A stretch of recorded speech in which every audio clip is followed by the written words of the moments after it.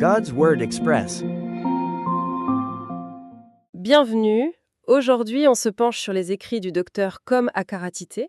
Une question qui revient souvent, comment des influences spirituelles négatives pourraient affecter quelqu'un?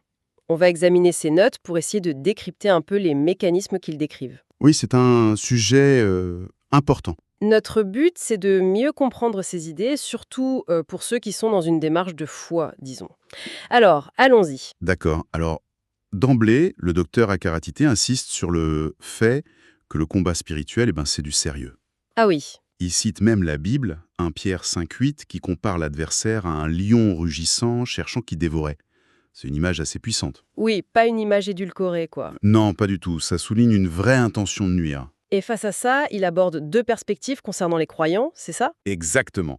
La première, c'est l'idée que les chrétiens seraient totalement protégés, intouchables, grâce à l'Esprit Saint. Mhm. Mais l'auteur note quand même qu'il manque apparemment de versets bibliques qui confirmeraient ça de manière explicite, cette invulnérabilité totale. D'accord. Et la deuxième perspective? La seconde, que l'auteur juge plus en phase avec les écrits et l'expérience, c'est que certains aspects de la vie d'un croyant peuvent quand même rester, disons, vulnérables. Vulnérable comment? Il utilise une analogie, les Israélites. La terre promise leur était certes donnée par Dieu, mais ils ont dû la conquérir, se battre pour elle. Je vois. Donc la foi seule ne suffirait pas comme un bouclier passif. C'est un peu ça. La vigilance resterait essentielle. Et c'est là que ça devient particulièrement intriguant. Si une influence est possible, comment ça se manifeste concrètement? Il analyse un terme grec, daimonisomai. Tout à fait. On est loin de l'exorciste au cinéma, j'imagine. Ah oui, complètement.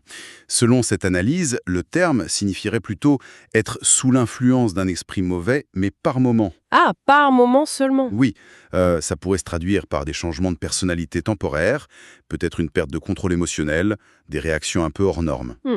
Il cite des exemples bibliques, comme le bémoniaque gérasénien qui alternait entre lucidité et paroles démoniaques, ou même des expériences vécues par l'auteur lors d'accompagnement. D'accord.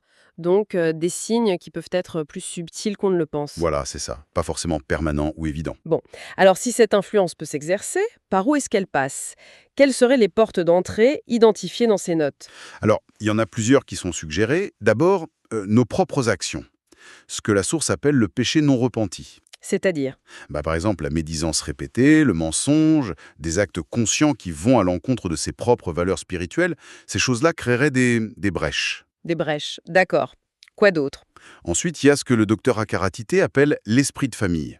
L'influence de la lignée, en quelque sorte. Lignée familiale. Comment ça?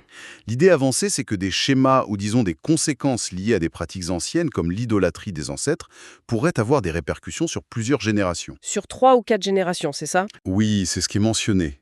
Et ce qui est intéressant, c'est sa définition de l'idole. Ah oui. C'est très large, pas juste une statue, hein. Ça peut être tout ce qui prend la place de Dieu.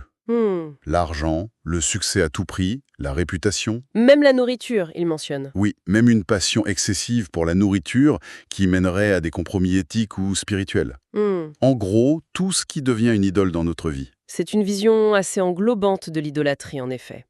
Une autre voie d'accès serait le rejet. Oui, le sentiment de rejet. Profond. L'auteur suggère que ça pourrait même remonter à la vie intra-utérine. Si la grossesse n'était pas désirée, par exemple, Et quelles conséquences ça pourrait avoir? ça pourrait générer un sentiment d'illégitimité, une quête sans fin de validation, de la comparaison, de l'envie, ou alors une incapacité à dire non, par peur d'être rejeté à nouveau. D'accord. Il cite Samson, je crois? Oui, l'exemple biblique de Samson, dont la quête d'amour, d'acceptation féminine, aurait fini par causer sa perte. D'accord. Revenons à l'image du lion rugissant de tout à l'heure. Quelle interprétation plus nuancée en est donnée? Alors, l'interprétation est assez surprenante. On sait que les lions visent souvent les proies isolées ou faibles, donc ça soulignerait l'importance de la communauté, du groupe comme protection. Logique. Mais il va plus loin.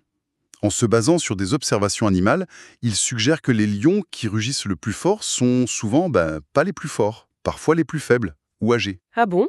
Oui, les vrais prédateurs efficaces chasseraient plutôt en silence. Du coup, ce rugissement serait moins un signe de puissance absolue qu'une tactique, Une tactique. Pour faire quoi? pour intimider, pour effrayer, pour isoler la proie. plus un leurre ou une menace qu'une démonstration de force irrésistible. Ah, c'est intéressant comme perspective. Ça change un peu la façon de voir cette menace. Oui, ça suggère que, même si ça paraît impressionnant, ce n'est pas forcément un pouvoir absolu, surtout face à une communauté soudée. Bon, alors si on essaye de résumer les points clés de cet enseignement. Il y a la reconnaissance de cette lutte spirituelle, c'est ça. Il cite Éphésiens 6,12. Oui, nous n'avons pas à lutter contre la chair et le sang, mais contre les dominations, contre les autorités, enfin, contre des forces spirituelles. D'accord. Et ensuite, l'identification des vulnérabilités potentielles. Nos actions, donc le péché, Notre héritage familial, ces esprits de famille, et nos blessures passées, comme le rejet. c'est ça. En gros, c'est 3 portes d'entrée potentielles. Et donc, l'essentiel à retenir de tout ça. Je dirais que c'est un appel à la prise de conscience. D'abord, à la vigilance, aussi bien personnelle que communautaire.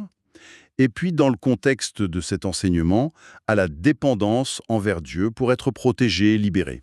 D'accord. Et pour finir, une question que soulèvent ces notes, pour que chacun y réfléchisse peut-être. Oui. Est-ce qu'il y a des domaines dans notre vie où, peut-être sans s'en rendre compte, on laisserait une porte entr'ouverte à des influences qu'on ne souhaite pas? Bonne question pour terminer. Voilà de quoi nourrir la réflexion. Merci de nous avoir rejoints pour cette exploration.